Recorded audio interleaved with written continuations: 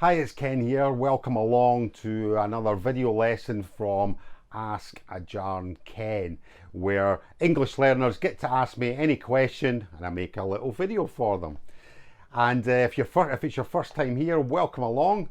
And please remember to click subscribe and turn on notifications and you'll get all the latest English video lessons direct to yourself that's going to really help you to improve.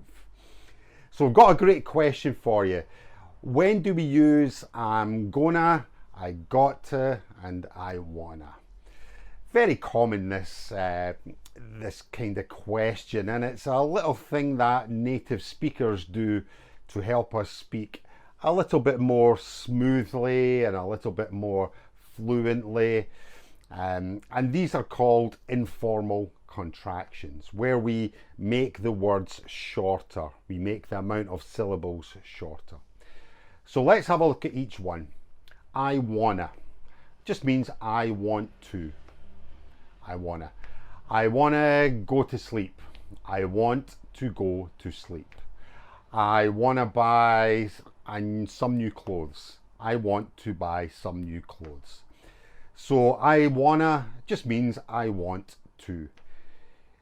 That's for I wanna. I gotta means I have to. So for example, I have to eat, otherwise I am starving.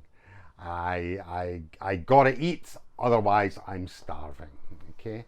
I can't come tonight. I gotta study. So I cannot come tonight.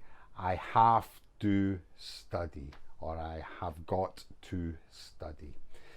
So that's the second one. I gotta just means I have to, bit like I must.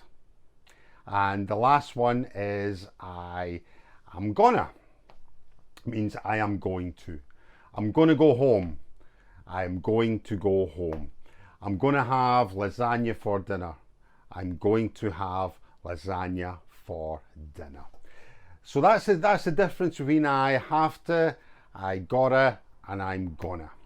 Now just remember with these are spoken only, okay, and they're very informal. If you're in a formal situation, like an interview for example, do not use them, okay? Try and speak better. Try and use the full term. I want to, I've got to, or I'm going to, if you're in a formal situation. But other than that, it's great to practice. I want to do this. I gotta go home. I'm gonna go home. That's the difference between them. So I hope that's answered your questions for you. If you've got any more questions, then leave them in the comments below. And as always, I will check them for you. So my name's Ken. Bye for now.